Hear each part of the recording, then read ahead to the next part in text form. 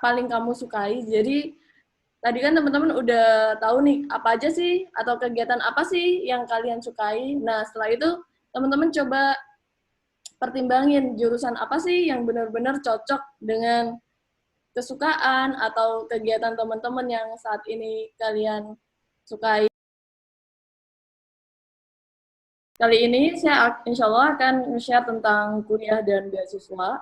Saya sendiri ini dari Surya atau biasa teman-teman bisa panggil Nida. Saya seorang PhD student atau mahasiswa S3 di University of Sherbrooke. Lokasinya ada di Quebec, Kanada. Terus kalau jurusan saya spesifiknya tentang Electrical and Computer Engineering. Nah, tadi secara sekilas sudah dijelasin background saya gitu. Cuman saya mau kenalin diri secara pribadi. Jadi saya tuh lulusan buat S1-nya, saya ambil di Telkom University Bandung. Untuk jurusannya S1 Teknik Telekomunikasi atau Sarjana Teknik di tahun 2012 sampai 2016. Cuman saya kemarin lulus 3,5 tahun buat S1. Terus saya lanjut kuliah di Kumo National Institute of Technology di Korea Selatan untuk Master of Engineering itu tahun 2017 sampai saya lulus 2019 Maret kemarin untuk jurusannya tentang IT Convergence Engineering. Terus di Master of Engineering di S2 ini saya riset tentang biomedical engineering atau lebih spesifiknya tentang jantung. Jadi jantung manusia, cuma kita hubungin ke teknologi. Terus setelah itu saya lanjut PhD atau S3 di bulan September 2019 sampai sekarang. Jadi kalau sampai sekarang sekitar 8 bulan. Jadi saya masih di tahun pertama. Lokasinya di University of Sherbrooke di Quebec, Kanada, buat jurusannya Electrical and Computer Engineering. Nah, kalau buat S3 di sini, keahlian saya atau riset saya tentang pendengaran atau auditory implant, terus machine learning, signal processing, dan seperti itu. Jadi saya ngehubungin riset tentang telinga atau brain gitu dihubungin sama teknologi. Nah, teman-teman kalau mau hubungin saya bisa di email atau kalau mau baca-baca tentang pengalaman saya bisa lewat web atau blog saya. Atau kalau mau tahu tentang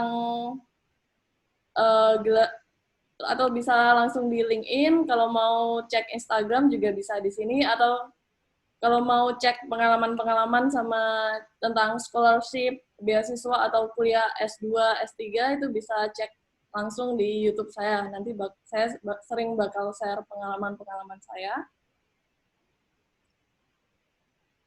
Oke, nah buat diskusi ini nggak usah yang terlalu serius, teman-teman. Jadi kalau misal mau tanya ya tanya aja dan kita diskusi santai aja. Nah, di sini kan pasti banyak yang masih SMA atau tadi ada yang malah SMK atau yang udah kuliah S1. Nah, di sini ada pertanyaan nih, kuliah itu penting nggak sih? Gitu.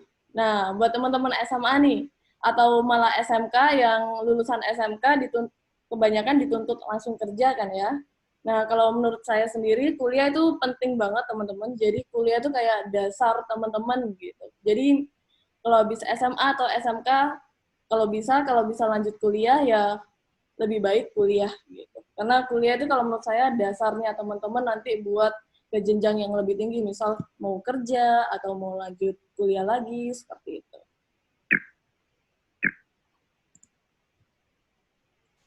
Nah, apa aja sih pentingnya kuliah? Nah, yang pertama, kuliah itu bisa meningkatkan keterampilan teman-teman atau skill yang teman-teman punya saat ini. Gitu. Misal dari SMK udah punya skill, tapi kan nanti kalau buat kuliah, untuk teman-teman kalau kuliah, pengalaman atau skill teman-teman pasti akan bertambah gitu. Dan pasti untuk meningkatkan pengetahuan.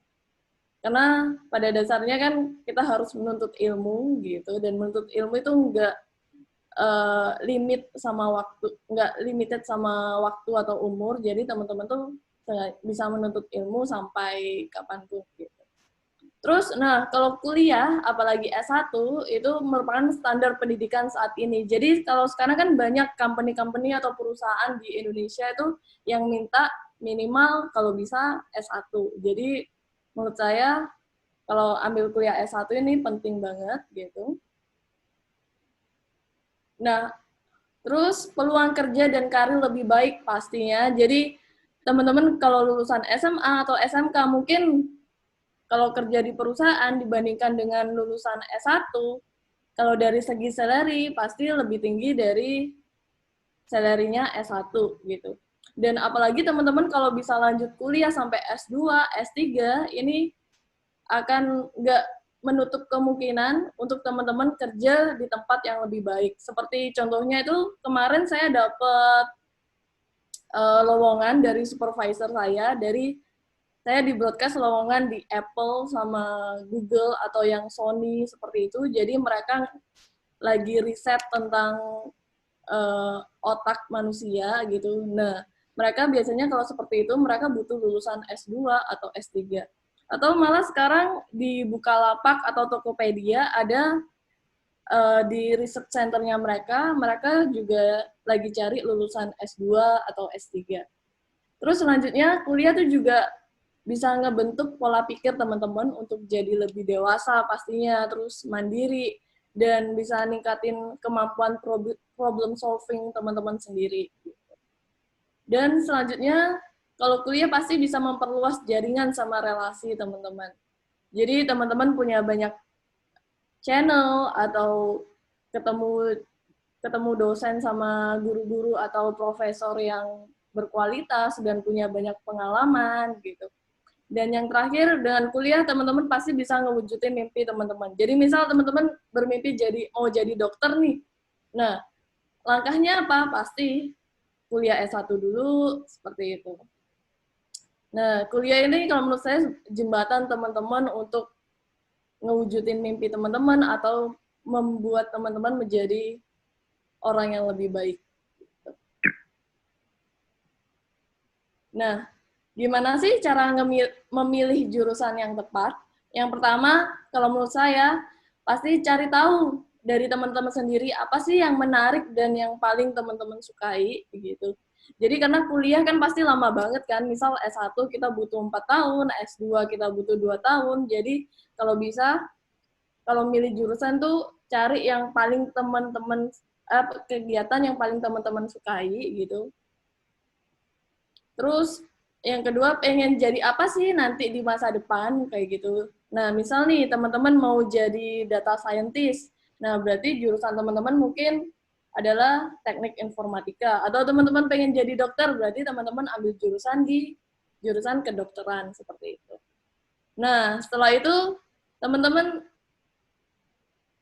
ini nih, jurusan apa sih yang terbaik dan cocok dan paling kamu sukai. Jadi tadi kan teman-teman udah tahu nih apa aja sih atau kegiatan apa sih yang kalian sukai. Nah, setelah itu teman-teman coba pertimbangin jurusan apa sih yang benar-benar cocok dengan kesukaan atau kegiatan teman-teman yang saat ini kalian sukai gitu. Terus sekolah mana sih yang terbaik sama jurusan tersebut? Nah, jurusan kan banyak dan universitas kan banyak sekali kan di Indonesia ataupun di luar negeri. Nah, teman-teman harus riset dulu nih, jurusan apa sih yang maksudnya sekolah mana sih yang terbaik untuk jurusan teman-teman gitu. Nah, setelah itu buat list rencana sama susun strategi. Nah, maksudnya ini, nah teman-teman tadi kan udah punya plan nih, jurusan ini, universitas ini, jurusan ini, universitas ini. Nah, teman-teman tuh buat list rencana. Plan pertama, misal jurusan teknik informatika di ITB, habis itu misal kalau nggak keterima, plan kedua apa, plan ketiga apa. Nah, teman-teman harus susun tuh rencana sama harus susun strategi apa aja sih yang dibutuhin untuk submit aplikasi dan dokumen untuk universitas, seperti itu.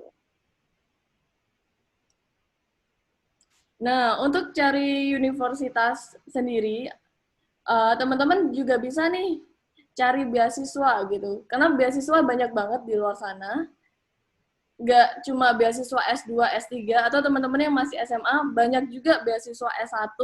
Seperti di Korea itu ada namanya KGSP, bahasa Indonesianya, atau Korea Government Scholarship Program. Jadi itu beasiswa untuk lulusan S1 yang mau kuliah di Korea Selatan. Atau di Jepang, teman-teman pasti kenal yang namanya Monbu Gakkuso, atau yang sekarang lebih dikenal dengan MAX. Jadi itu beasiswa dari pemerintah Jepang untuk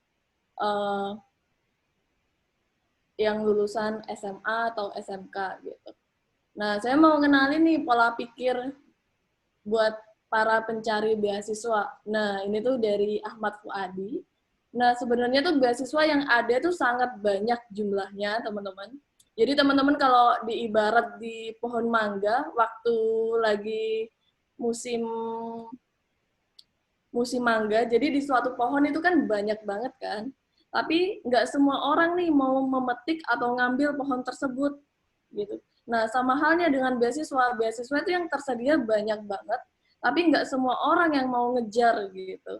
Jadi kalau teman-teman mau dapat beasiswa, ya di situ harus ada usaha gitu.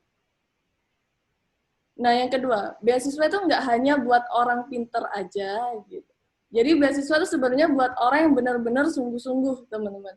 Jadi pasti kan banyak orang pinter di luar sana, tapi nggak semua orang pinter itu bisa dapat beasiswa. Karena beasiswa sebenarnya itu buat orang yang benar-benar sungguh-sungguh buat ngeraih itu. Kenapa? Karena untuk mencari beasiswa banyak banget persyaratan yang perlu disiapkan seperti bahasa Inggris, dokumen-dokumen yang lain, atau teman-teman harus bikin motivation letter, seperti itu. Karena untuk persiapan beasiswa itu butuh waktu yang lama, misal dari minimal 6 bulan, atau bisa sampai 2 tahun, seperti itu. Makanya beasiswa itu kalau menurut saya bagi orang untuk orang yang benar-benar bersungguh-sungguh aja.